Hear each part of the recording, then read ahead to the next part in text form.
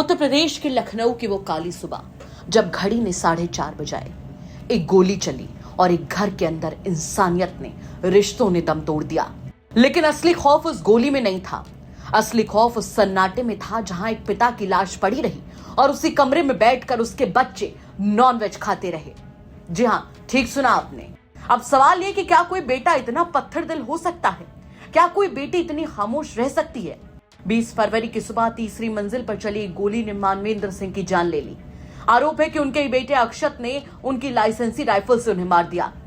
हैरानी की बात यह रही कि नीचे के कमरों में बाकी का पूरा परिवार, यानी अक्षत के चाचा का परिवार, सोता रहा। लेकिन इसके बावजूद जो हुआ उसने पूरे शहर को हिला दिया।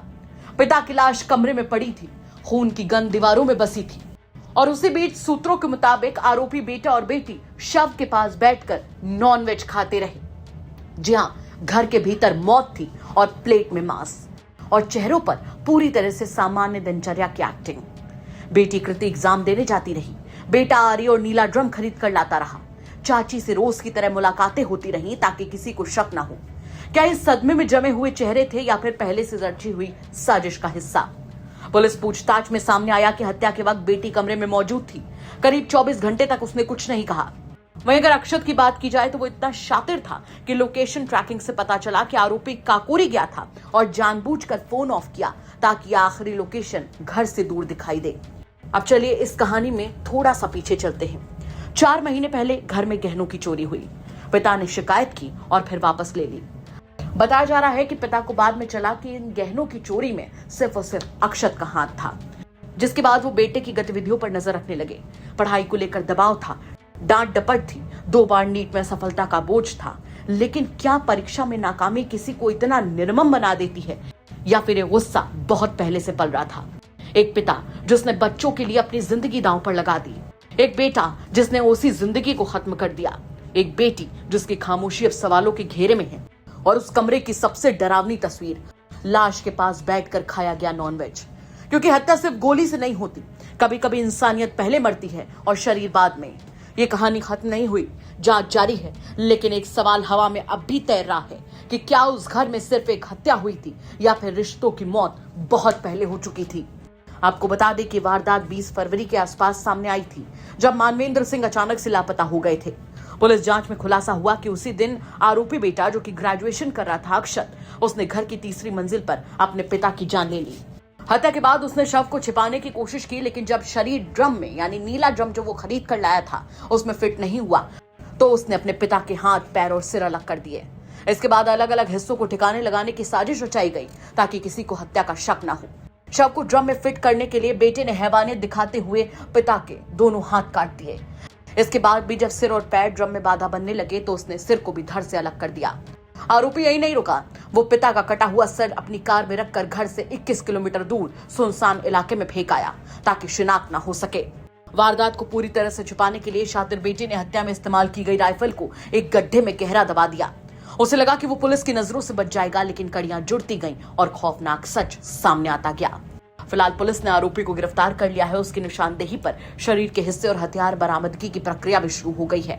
बीते सोमवार को सामने आए इस हत्याकांड ने पूरे शहर में सनसनी फैला दी है। लखनऊ में सनसनीखेज हत्याकांड मानवेंद्र सिंह का हुआ, जिसमें उसके बेटे ने हत्या कर दी। ना कि सिर्फ हत्या की, जबकि उनकी बॉडी के पार्ट्स काट के नीले ड्रम में भर दिए। और आप सबसे ज्यादा ताज्जुब होगा इस बात को सोचकर, हत्या करने के बाद पुलिस की जानकारी में एक खुलासा हुआ है कि जो बेटा अक्षत है, उसने पिता के शव के पास, यानी बॉडी के पास बैठकर नॉनवेज भी खाया, क्योंकि नॉनवेज का बहुत बड़ा शौकीन था। और जिस तरीके से जब ये हत्या हुई, उसके बाद जब उसको भूख लगी तो उसने नॉनवेज मंगाकर खाया। अब इस पूरे मामले पर, क्योंकि एक तरफ पिता का शव तो दूसरी तरफ बेटा नॉनवेज खाता रहा, और 2 दिन 24 घंटे से ऊपर हो जाने के बाद शव को घर के अंदर ही रखा गया था, उस बॉडी को काटकर, और प्लानिंग कर रहा था कि किस तरीके से हाथ काटे जाएं, किस तरीके से पैर काटे जाएं और कैसे सर को काटा जाए। हालांकि आरी से सर को काटा गया, दोनों हाथों को काटा गया और फिर उसको नीले ड्रम में डाला गया।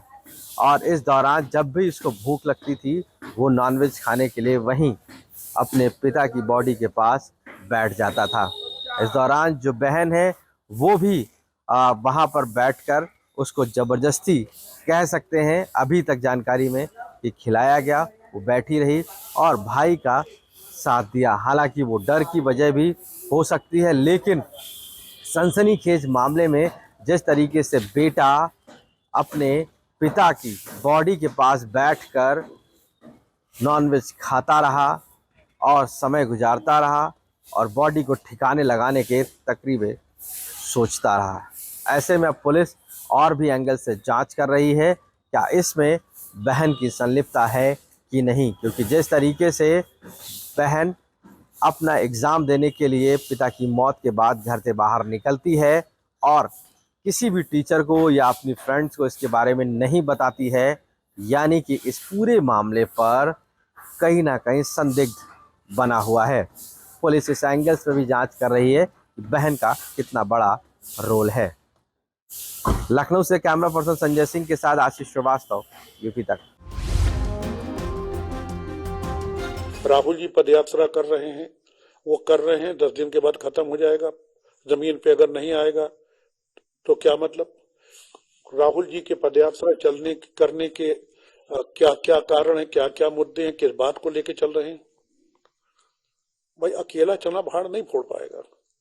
तो मुझे अधिकृत कर दें कि मैं अपने हिसाब से संगठन उसका बनाऊं और उसका चलाऊं, और 6 महीने आप देखिए, अगर सही हो तो आगे बढ़ा दीजिए। मुझे प्रांतीय अध्यक्ष बनाया गया। 13-14 जिले पड़ते हैं पश्चिम में। तो जब मैं बना तो वहां मैंने संविधान बचाओ संकल्प सभा चलाई। तो संदीप जी का फोन आया, नसीमुद्दीन जी ये मत करिए। क्यों का कोई जवाब नहीं। इसके बाद पोलिंग बूथ कमेटियां बनाना शुरू की। यहाँ बैठे हैं पश्चिम के लोग भी। शुरू की, मैंने बात की, उन्होंने कहा नसीमुद्दीन जी ऐसा मत करिए। संदीप जी जो प्रियंका गांधी की टीम के, उनके कहने का मतलब ये होता था कि प्रियंका जी कह रही हैं। तब प्रियंका जी प्रभारी थी, महासचिव थी ऑल इंडिया कांग्रेस कमेटी की, लेकिन प्रभारी उत्तर प्रदेश की थी। तो मत करिए। और भी काम जो किए गए, मेरी आदत थी कि अगर कोई मर गया है, बैठे हुए हैं नसीम भाई, तो इनके साथ भी हमारी पार्टी का हो ना हो, कोई भी अगर मैं वहां गया किसी जात का, मैं उसके घर जाता था। मैं जीवन तो नहीं दे सकता, अपने जीवन नहीं बचा सकता, दूसरे को क्या दूंगा? जब मेरी मौत आएगी मैं भी चला जाऊंगा। लेकिन सुख दुख में शामिल होना मैं अक्सर जाता था। मैं शांति से नहीं बैठना चाहता था, और वहां इस पैटर्न पे काम करने का कोई स्कोप नहीं। वहां पर जनसभा कर लीजिए, टेबल टॉक कर लीजिए, योजनाएं बना लीजिए, तो वो ठीक है। हालांकि अब पोलिंग बूथ कमेटियां बनाना शुरू की हैं।